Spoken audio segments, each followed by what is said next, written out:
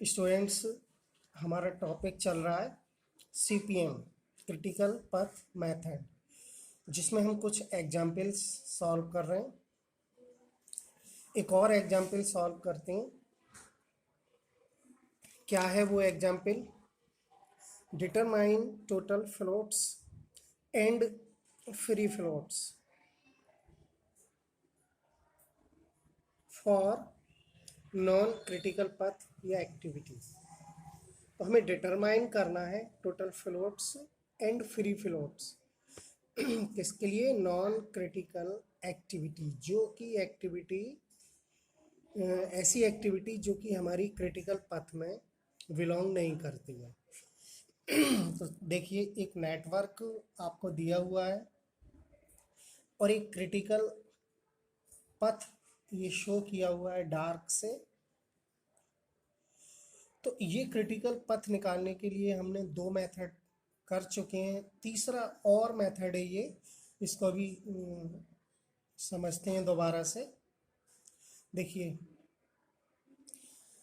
हमने क्या किया है, पहला कॉलम एक्टिविटी का होगा, दूसरा कॉलम टोटल फ्लॉट्स। तो टोटल फ्लॉट्स का जो फॉर्मूला है याद रखना है, LCJ minus ESI minus DIJ। देखिए, LC हम बता चुके हैं, ये फिर से समझते हैं। LC क्या है? ये full form latest completion time. ES क्या है? Earliest start time. ओके, अब ये I और J क्या है? I starting activity, J ending activity के लिए शो कर रहा है। जैसे हम यहाँ समझ लेते हैं, देखिए 1 से 2 के बीच कौन सी एक्टिविटी हुई है कंप्लीट? A। तो A एक्टिविटी के लिए जो हमारा एंडिंग इवेंट है वो 2 और स्टार्टिंग 1, क्योंकि 1 से स्टार्ट हुई है एंड 2 पर हुई है A एक्टिविटी। इसलिए I जो रिप्रेजेंट होगा वो 1 के लिए करेगा और 2 के लिए J। ऐसे ही और किसी के लिए हम समझ लेते हैं 3 to 6। तो 3 के लिए I रिप्रेजेंट करेगा और ये जो 6 है इसके लिए J। ओके, तो I और J से मतलब हो गया। फ्री फ्लोट्स के लिए भी फॉर्मूला है ESJ minus ESI minus DIJ, ये क्रिटिकल पथ के लिए। अब एक बात और समझ लें हम कि ES हमने यहाँ जो बॉक्स में हर इवेंट के लिए क्या निकाला है? ES निकाला है और LC।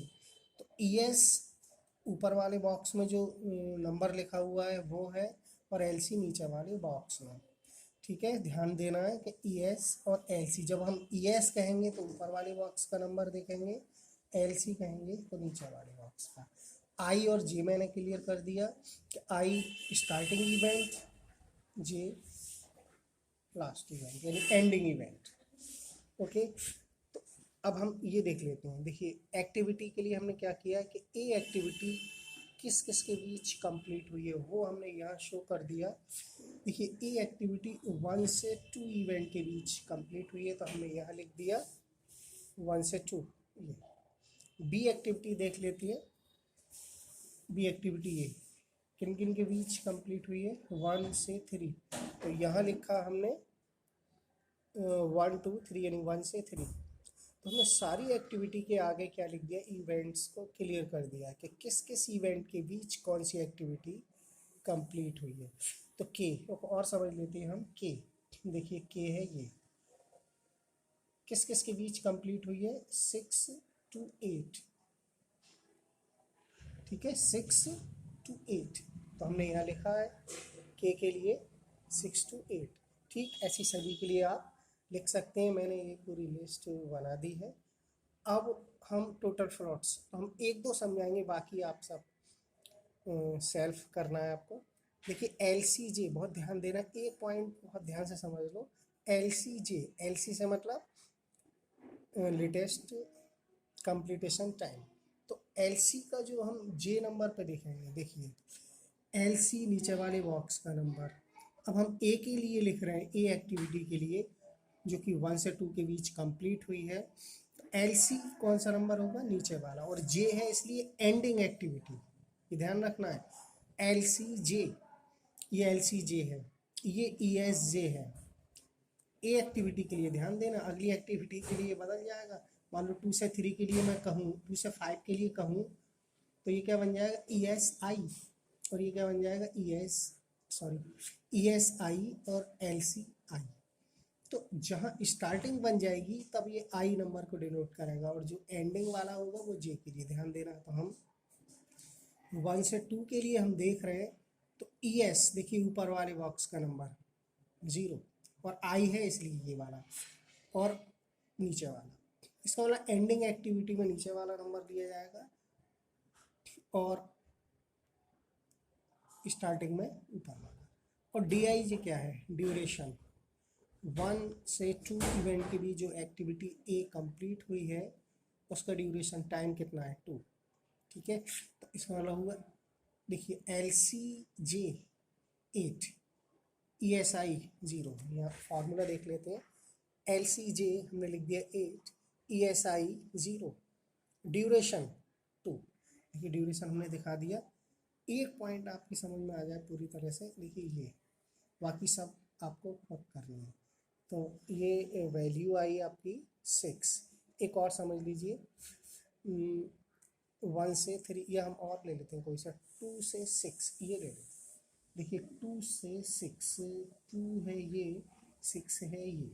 ठीक है, तो एल सी देखेंगे, तो एल सी जे, तो जे वाली एक्टिविटी ये है, आई वाली 2 है, क्योंकि स्टार्टिंग 2, यहाँ से यहाँ तक के लिए ये जे थी, लेकिन 2 से 6 के लिए ये आई बन गई। ठीक है, तो एल सी जे, तो जे यहाँ देखेंगे, एल सी नीचे वाला 16, ई एस आई ऊपर वाला 2, तो 16 minus 2, D I J activity का कंप्लीट करने का टाइम 3, ड्यूरेशन।